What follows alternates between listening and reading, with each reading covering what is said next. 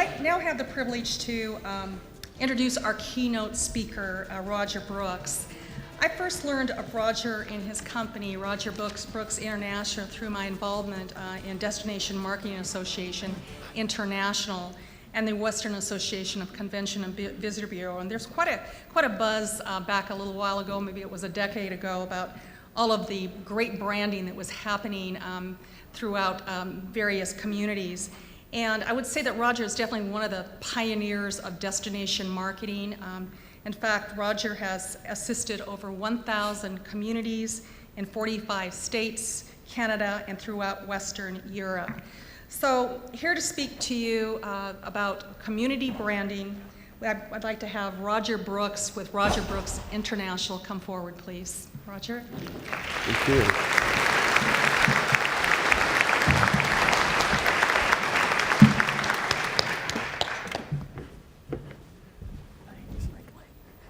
How is everyone? Yeah?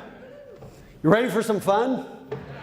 This is going to be very fast paced, and I promised Chris I'd keep this to 30 minutes, so I'll do everything I can, but I want to start off with something that's very important, and that is that everything has changed. Everything. When we come to marketing communities, there are two primary ingredients that have led to this change. And here they are. Number one. What do I have up here? I'm waiting for this thing to catch up here. Number one ingredient change, we are now drowning in marketing mayhem. As a matter of fact, we are spending billions of dollars every single year marketing communities. Whether it's chambers of commerce, destination marketing organizations like your Visitor and Convention Bureau, economic development agencies, cities, downtowns, counties, states, you name it, billions, even in a time when we don't have much of it. But you know what the challenge is that we are now literally drowning in marketing and advertising overload. In fact, we are exposed to 5,000 marketing messages a day.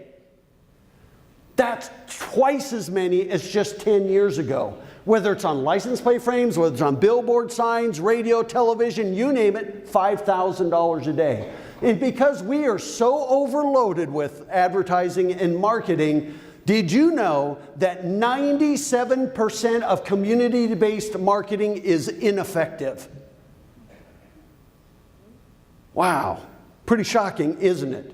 And by the way, that includes brochures, websites, internet advertising, flyers, posters, you name it, print ads, billboards. And you don't want to know why? Because these days with so much overload, we just block out anything that doesn't appeal to us specifically. If we love horseback riding and we see an ad for horseback riding or the word equestrian, all of a sudden we go, what? Our ears perk up. But you know, when we hear, oh, come here, we have something for everyone, do your ears perk up? So that's the first ingredient of change. And number two is the fact that the internet has changed everything. Every single city, town, county in the north, in Washington State, in Oregon, Idaho, British Columbia, you name it, is at our fingertips in a fraction of a second. In fact, 90% of all Americans now have immediate access to the internet. Whether it's on smartphones, tablets, laptops, computers, at home, at work, at school, you name it, 90%. And out of that group, 94% use the internet to decide where they're going to work, where they're going to live, where they're going to go this weekend. 94, that's 19 out of 20 people go to the internet. But you know what's interesting? When they go to the internet, they don't type in the Tri-Cities. They'll type in things like horseback riding, Eastern Washington, wineries, Northwest. And by the way, when that comes up, they also get Woodinville, they also get the Willamette Valley as well as Eastern Washington. Or we'll type in job opportunities, Tri-Cities area. Or we'll type in, gee, best Italian restaurant in Kennewick. But you notice we're doing new home subdivisions in the Tri-Cities area. But you notice when you use the internet, we're not typing in cities, counties, or states first. We're typing in the activity we're looking for and a general location. That has changed everything. So there you go. No offense, but we're not looking for the Tri-Cities, so get over it. We're looking for activities that cater to us specifically. That's why you have to quit marketing geography. You know what? I got a question for you. How many of you, I want you to raise your hands, have ever gone anywhere because it was a county? And no offense to your county commissioners and everything, but you know what? We don't care about counties. What we care about is things to do in that county. See what I mean? So the days of marketing geography or your location first are over. You know, this is not like the old days where we went where our grandma and grandpa, we went over the hills and through the woods to grandma's house we go. You know, where we packed up the station wagon for the kids. You know what? We can go on the internet and find all 546 cities and towns in Washington State at our fingertips in a third of a second. So what sets you apart? Here's the big question you must answer. Are you ready? What do you have in the Tri-Cities that I can't get or do closer to home if I live in Newcastle? That's where I live. Which is, by the way, if you don't know where Newcastle is, it's actually South Bellevue. What do you have that I can't get or do closer to home? Sunshine. Now, by the way, on that side of the mountains, we're sick and tired of hearing about the 300 days of sunshine. We get it, but that brings us to Clay Elum. We can do that in Ellensburg. I can go up to Lake Chelan for that. We could go anywhere. You still haven't sold me on what there is to do in the Tri-Cities. See what I mean? And that's the challenge. What do you have that sets you apart from everyone else? We have the world at our fingertips in seconds. Why should I invest in the Tri-Cities? So this is not just about tourism. This is economic development. Why should somebody move here? Why should we visit you?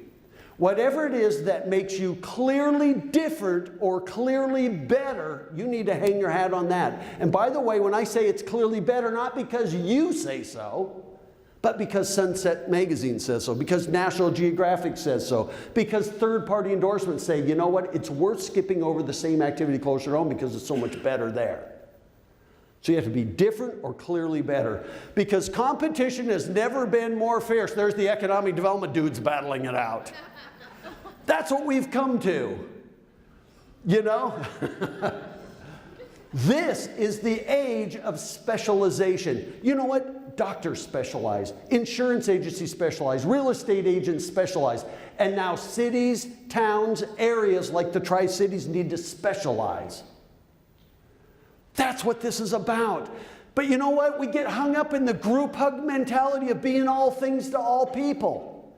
And then we end up standing for nothing. Worse is the membership mentality. If you wanted to be the sports capital of the Northwest, I'm sure somebody's come out and say, well, I think we have so much more than that. Why are we hanging our hat just on that one thing? Why is it we have to narrow our focus? I don't get it. Now, that would never happen in the Tri-Cities. I didn't think so.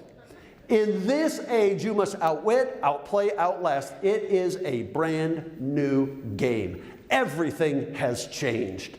You know? And how many places can have something for everyone? Have you ever gone anywhere that had something for everyone? We don't.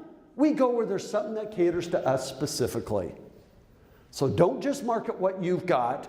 Market what really differentiates you. Welcome to the era of the brand. The art is setting the Tri-Cities apart from everybody else in the Northwest. And by the way, when it comes to branding, there's two kinds of brands. There's the feel-good generic community brand. Oh, it's a great place to live, work, and play, which is what everybody thinks about their community. Or the economic development brand.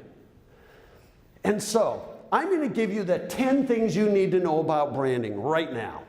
And first one is, number one, don't get hung up on logos and slogans. They are not brands. Have you ever said, you know what? Let's head up to, Colville because we really think they have a great logo. Or have you ever said, you know, I really don't want to go to Pullman because I think their logo sucks. We don't. And by the way, I have no idea what Pullman's logo looks like, but that's the point. This is not about logos and slogans. And go to number two. A brand is a perception.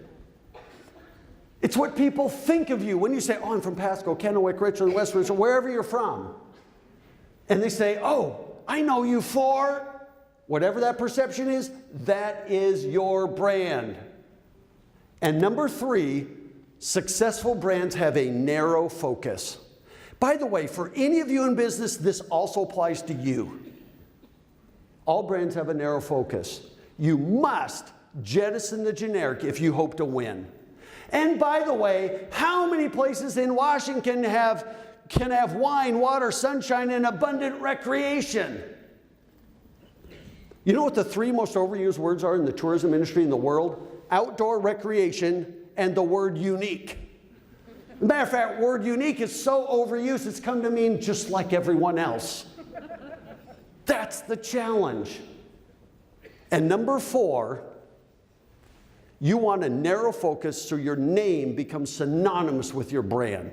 So okay, here's the audience participation. I want you to yell out what the answer is. We're going to do some word games right here.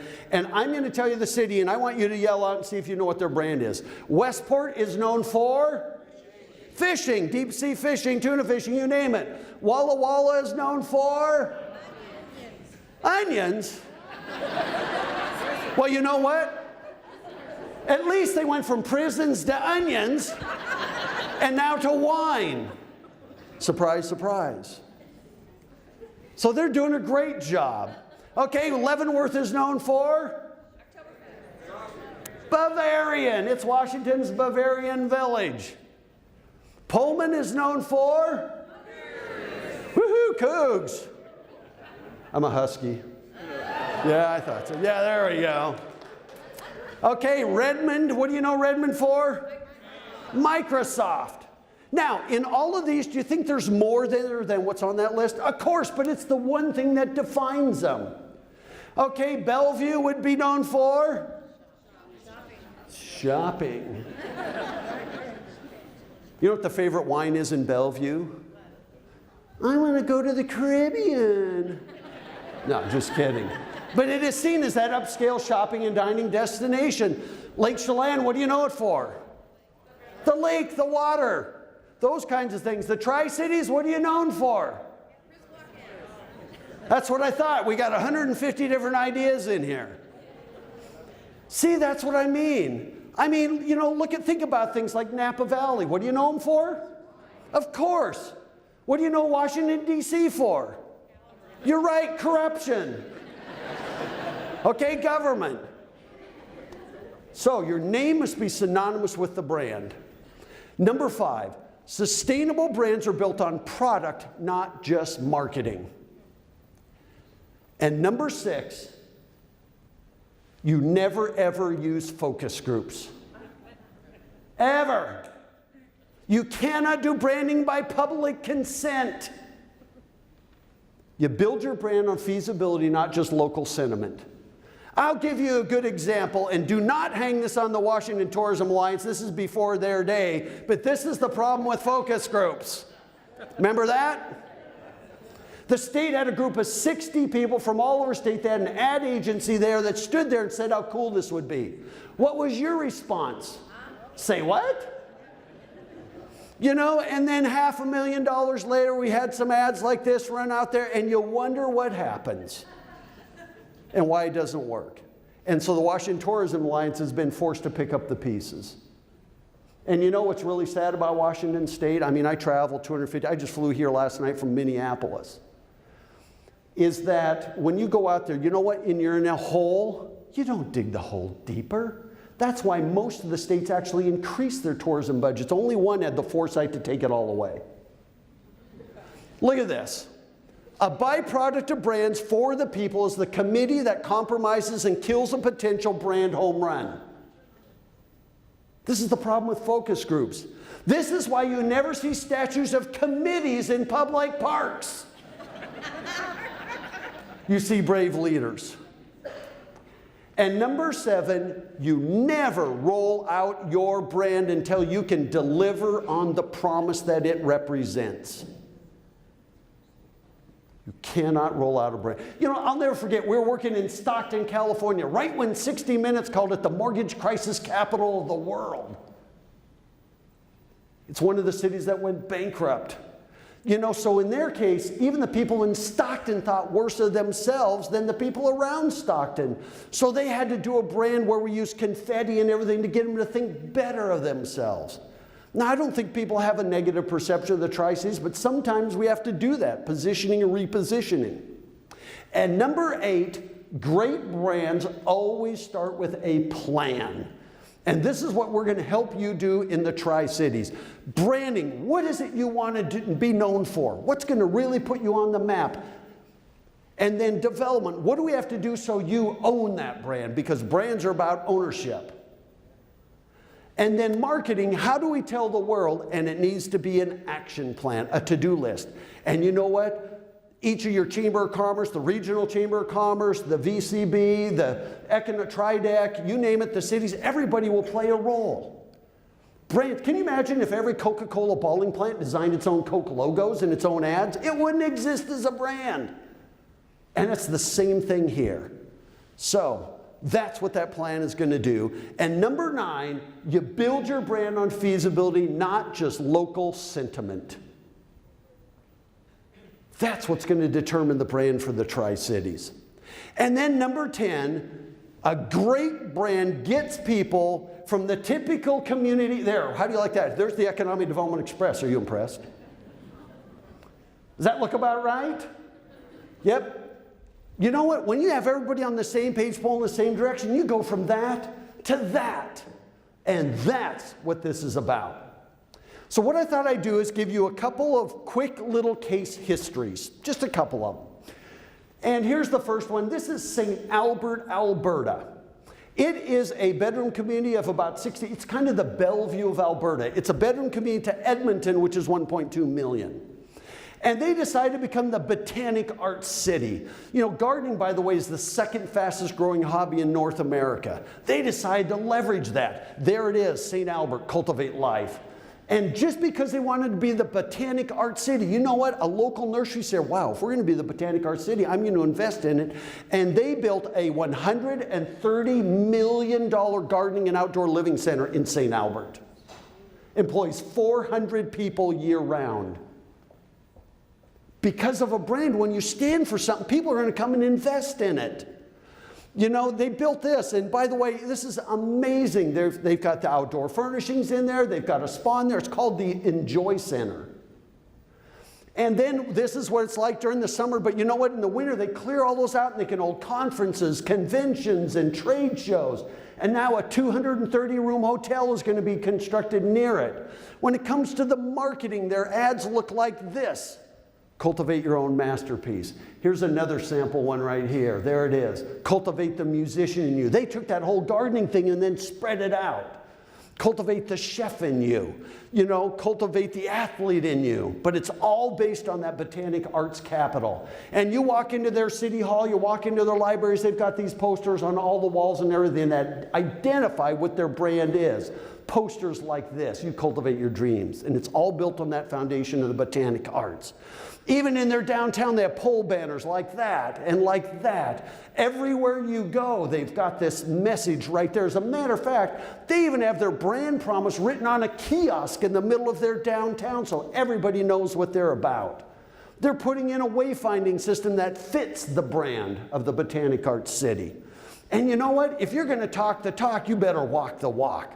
So you know what the city did? It put together a program where if downtown merchants would beautify their stores, that the city would fund half of it up to $2,500. So if you spent $5,000, the city would pay half of it. So this little coffee shop right there, there's one that was right downtown. He said, well, gee, I'm going to take advantage of that. He changed the name and then he added some beautification. It went from that to that. Guess what? His retail sales went up 400%. The mayor said, I can't ever even get a seat in there. If you're going to talk the talk, walk the walk. Everybody in downtown has been doing it now. And they've won national awards across Canada for their branding efforts. Even the gateway that comes into St. Albert used to look like that, and now it looks like that. So that's one. And now they're working on monetizing that brand. York, Pennsylvania, another one. This was really, you know, it's the industrial art and design capital. And you know what? It was a dying downtown. They didn't know what they stood for. They're about an hour north of Baltimore. And so they decided they had a great depth. You know, that's where they actually design Harley-Davidson motorcycles. They actually build a lot of them in York. York wall coverings, been there for 100 years. Violins are designed there. Why don't we get into industrial art and design? You know, York College, the community college there, changed its curriculum to be industrial art and design. And it's now getting students from all over the country because even a community college needs to narrow its focus. And so posters look like that. The attraction is more than just scientific. You know, their ads look like this. And it's been working for them. When you go downtown, everything, even the signage is made out of gears and everything. So these young guys created a little company called Salvaging Creativity. And they went into junkyards and got metal scraps and started creating pieces like this and putting them all over town. If you're going to talk the talk, you better walk the walk. All kinds of industrial art and design things everywhere. This is a bunch of welding balls that you see there on the ground. They took that and did that with the trash cans in downtown. Is that cool or what? And they have people coming from everywhere. And so there it is. They're explaining what is industrial art and design. Then there's Asheville, North Carolina. This is a great one. You know, here it is right here. The population is about 85,000 in Asheville. This was their logo before. Does that make you want to go there? Maybe not. By the way, it says altitude affects attitude. Does it make it seem like it's hard to breathe? You know what? This is their new logo. Now, how many are thinking, woo, that's really cool? How many are going, yikes? You know what? They have not convinced the police department to put that on the sides of their cars yet. Although I thought the slogan a cop could use, anyway, you like it, buddy. But here's their problem. How do you take a place that's known for the Biltmore Estate? It is the largest home in North America. It is the finest in fine culture. So how do you brand a city that's known for such fine culture with a downtown that's known for counterculture? And when you go downtown, you can smell incense coming out of the shop. And I'll tell you, they have some amazing artisans, and they do incredible tattoo work. Matter of fact, I actually got a tattoo while I was in Asheville, right there. It's the Chinese symbol for believe. That's the power of a brand. And so this is a place where when Bob Dylan was doing a concert tour a couple years ago, called up the promoters and said, I'm not doing this tour until I see Asheville, North Carolina on the list. It is now the hippest place to be in North Carolina, unscripted. It is the destination along the entire 500-mile Blue Ridge Parkway through that region. They're getting national attention as this hip arts community. Nightlife is drawing people from 100 miles away, and tourism in their county of just 200,000 people is nearly $2 billion, with a B, dollars a year. And Frommer's named it one of the 12 global must-see destinations. And just a couple years ago, Fodor's named it one of the 12 places they're going in 2011. And look it up to the top of the right, the other cities it was in league with. That is the power of a positive, successful brand. Livability.com named it one of the 10 best places to live in the United States.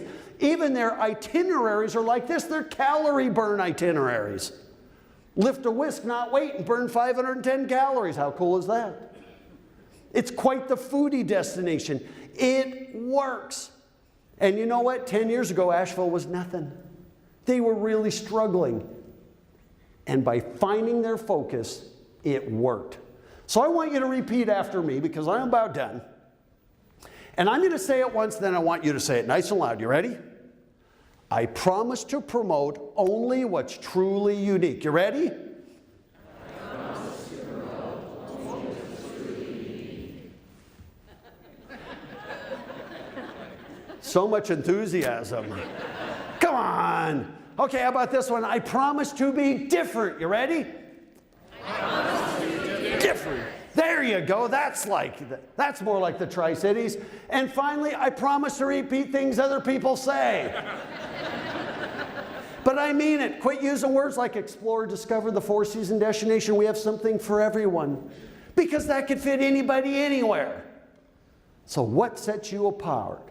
In the end, you must deliver on the promise. Whatever this brand is that we're going to come with the Tri-Cities, and by the way, brands have to come from within. We are here to facilitate the process, not determine your brand. Brands must come from within if you want them to be successful. So what is it that makes you worth that 3.5-hour drive from Seattle or from somewhere else? That we'll skip over the 300 days of sunshine we could get at other places in Eastern Washington to make a special trip to you. What is it that's going to make us want to bring our businesses here? And I know you have good golf. I know you got wineries. But you know what? Wine has now become one of the most overused brands. And that doesn't say we're throwing it under the bus, because I think it's very important to who you are. But how do you differentiate it? How is your wineries? How are they different? How are they special? And sometimes it's a matter of packaging multiple things so it differentiates you in that way. And so in the end, you must deliver on the promise. It's an expectation, and are you meeting that expectation? Here's to an incredible, well-branded Tri-Cities in 2014. Thank you so very much for having me here. Thank you very much. Thank you.